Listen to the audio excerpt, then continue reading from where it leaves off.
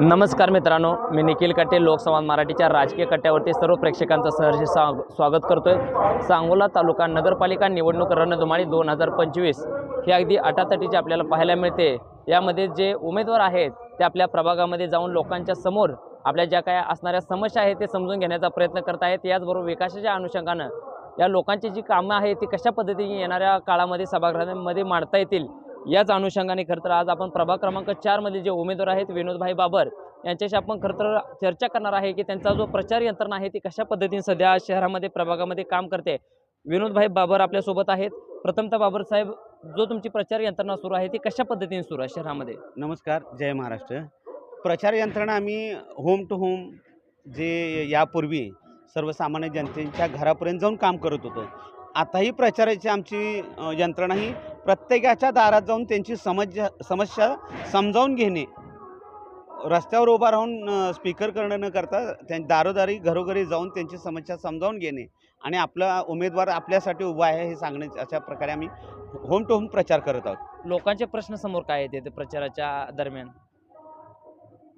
प्रश्नांचा एक भस्मासूर इथं उभा राहिलेला आहे की इथं रस्ते व्यवस्थित नाहीत, पाण्यात गटरीची व्यवस्था व्यवस्थित नाही, अस्वच्छता आहे सगळी।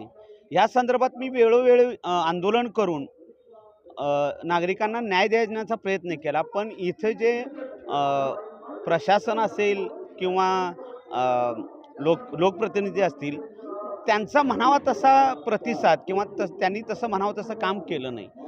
म्हणजे एका बाजूला बघितलं तर पाठीमागे जे आमदार होते शहाजी बापू त्यांनी सांगितले तालुक्यामध्ये 5,500 कोटीचा निधी आणलाय आणि शहरामध्ये असेल किंवा तालुक्यामध्ये विकास केलाय। मग विकास तो दिसत नाही शहरामध्ये? विकास आणि भकाशे दोन्हीचं समीकरण आहे। काही ठिकाणी त्यांचा विकास दिसतोय आणि काही त्याच्या अनुषंगानं आलेली दरिद्रता सुद्धा दिसते। मी विकास म्हटलं तर फक्त त्यांनी 2-3 रस्ते चांगले केलेत, सिमेंटचे रस्ते केलेत, याच्या व्यतिरिक्त काही दिसत नाही। आणि मोठमोठ्या बिल्डिंग आणि जी वर्षानुवर्षे इथं रोजगार करत होती त्यांना विस्थापित केलेलं आहे। म्हणजे उदाहरणादाखल सांगायचं झालं तर आपली जुनी मंडई तिथली लोक सगळी व्यापारी होती, छोटे छोटे व्यापारी, त्यांना रस्त्यावर आणलेलं आहे। ह्याला विकास म्हणतात का? तुम्हीच सांगा मला। आता एका बाजूला बघितलं तर ही जी निवडणूक व्हायला लागलेली आहे तर एका बाजूला दिग्गज मंडळी, नेते मंडळी म्हणजे त्याच्यामध्ये शेतकरी कामगार पक्ष असेल, भाजप असेल, याचबरोबर दीपक आबा गट असे हे एकत्र आलेले आहेत आणि शहाजी बापू एकत्र आणि तुमची महाराष्ट्र नवनिर्माण सेना एका बाजूला आहे। तर विस्थापित प्रस्थापित अशा पद्धतीची ही निवडणूक आहे, ह्या गोष्टीकडे कसं बघताय? हे सगळे खेकडे, या तिघांचं खेकड्याचं राजकारण चालू आहे। ही एकमेकाला संपवण्याचं राजकारण करतायत। दीपक आबा, शहाजी बापूला आणि शेकापला संपवण्यासाठी कुठल्याही पक्षाचं न राहता म्हणजे कोण संपवण्याचा प्रयत्न करते? दीपक आबा शहाजी बापूला संपवण्यासाठी सुरुवातीला बीजेपीला साथ देत आहेत आणि बीजेपीनं ऑलरेडी शहाजी बापूंना संपवलेलं आहे। म्हणजे शहाजी बापूंनी जे पेरलं विश्वासघाताचं ते त्यांना लगेचच या विधानसभेला उपरती कळा आलेलीच आहे। आता विधानसभेलाही आलं आणि आता नगरपालिकेच्या अनुषंगाने निवडणुकीत ही त्यांच्या पाठीत खंजीर खुपसला। वास्तविक पाहता मी खंजीर खुपसला म्हणणार नाही, पण जशास तसं उत्तर मिळालं त्यांना, त्यांच्या कर्माची फळं मिळाली। ह्याच्यामध्ये तुम्ही सांगितले की दीपक आबांना पक्ष संपवायचे सांगोला शहरातले, मग शेतकरी कामगार पक्ष सुद्धा यावेळेला भाजप सोबत आहे। भाजप सोबत शेतकरी कामगार पक्ष आहे म्हणताय, वास्तविक पाहता शेतकरी कामगार पक्षासोबत भाजप पाहिजे हा शब्द पाहिजे। आता सगळा पक्ष भाजप सोबत गेलाय, ही अशी काय किमया झाली?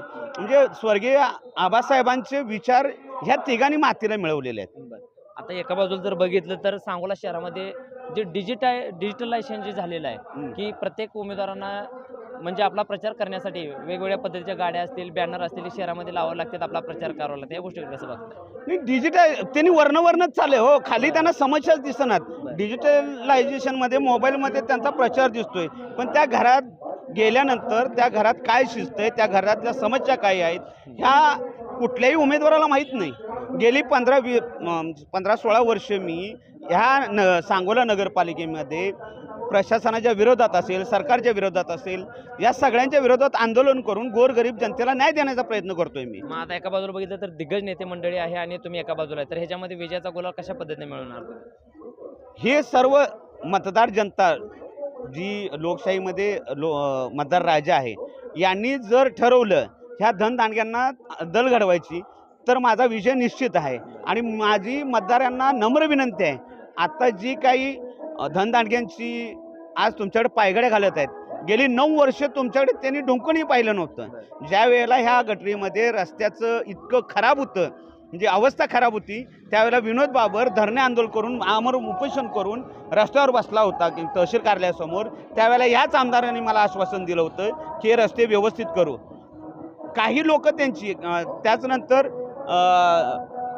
चिंचोली रोडचं जे अवैध डाळिंब व्यवसाय आहे त्याच्या संदर्भात सुद्धा मी आंदोलन केलं होतं. त्यालाही त्या आश्वासन दिलं होतं. पण त्यांचेच बगल बच्चे हे 2 नंबर प्रोटेक्शन मनीच्या नावाखाली ते दुसरीकडे महूद रोडला चालवतात आणि त्याच पैशाच्या जोरावर पण या आज ते निवडणुकीला उभे आहेत. पण या निवडणुकीत बघितलं तर पैशाचा वर्षाव सुद्धा मोठ्या प्रमाणात होण्याची दाट शक्यता आहे. कारण भारतीय जनता पार्टी गैर- तालुक्यामध्ये गैरसमज आहे, होण्याची शक्यता नाही, होत आहे. आणि माझी मतदारांना नम्र विनंती आहे, आलेली लक्ष्मी डावलू नका, तिला घरात घ्या. पण मतदान करताना जो योग्य उमेदवार आहे, जो गेले कित्येक वर्ष तुमच्यासाठी झटतोय, त्याच उमेदवाराला, योग्य उमेदवाराला मतदान करा. अन्यथा भविष्यामध्ये तुमच्या रक्षणासाठी, तुमच्या कामासाठी कोणीही कुठलाही समाजसेवक उभा राहणार नाही. आणि तुमची अशीच 100 पिढ्या विकासाचा स्वप्न दाखवून तुम्हाला लुटलं जाईल, तुमचं आयुष्य बर्बाद केलं जाईल, तुमच्या पिढ्या बर्बाद केल्या जातील. तुम्ही सभागृहात जर गेला निवडून तर त्या ठिकाणी प्रश्न कशा पद्धतीने किंवा तुमचा अजेंडा कशा पद्धतीचा राबवलाय? मी जर मतदार राजांनी जर मला सभागृहात पाठवलं तर एकच मी स्वतः त्यांना एकतर भ्रष्टाचार करू देणार नाही. आणि दुसरी गोष्ट, कुठल्याही सामान्य नागरिकाचा कुठलाही साधा प्रश्न असू दे, तो जागेवर संपवला जाईल, जागेवर सोडवला जाईल. गेली 20 वर्ष मी नगरपालिकेमध्ये अगदी जवळून पाहतोय. अगदी रोज नाही म्हटलं तर आठवड्यातून मी जाऊन प्रशासनाची काय पद्धत आहे आणि एक्झॅक्टली काम करून घ्यायचं असेल तर कशा पद्धतीनं करून घेतलं जातं, घ्यावं लागतं आणि त्यांच्याकडे करून घ्यायची माझ्यात हिंमत आहे. आज सगळ्यात मी ते करत आलो आहे. फक्त सत्तेत नसतानाही, कुठलंही संसदीय पद नसतानाही मी लोकांची कामं आजपर्यंत केलेली आहेत. लोक वचननामा, जाहीरनामा सादर करतात. मी माझा कारनामा या जनतेसमोर सादर करतो आहे. मी आजपर्यंत केलेली कामं जनतेसमोर घेऊन चालतोय आणि मी आशावादी आहे. मी त्यांना आशीर्वाद मागतो की मी केलेल्या कामाची पोचपावती म्हणून तुम्ही तुमचं एक मत विनोद बाबर ह्या व्यक्तीला द्यावं, ह्या समाजसेवकाला द्यावं. मी आयुष्यभर तुमचा ऋणी राहीन आणि आयुष्यभर तुमचं काम करत राहीन. तर आपल्यासोबत हे मनसेचे विनोदभाई बाबर होते आणि त्यांनी प्रभागामध्ये असणाऱ्या समस्या, अडचणी आणि राजकीय वर्तुळात असणाऱ्या घडामोडी कशा पद्धतीने होत आहेत आणि त्यांना तोंड फोडण्यासाठी, वाचा फोडण्यासाठी कशा पद्धतीने मी सभागृहामध्ये गेल्यानंतर चांगल्या पद्धतीने विकासाचं काम करू शकतो, अशा पद्धतीची भूमिका या ठिकाणी विश्वाससुद्धा व्यक्त केलेला आहे. धन्यवाद.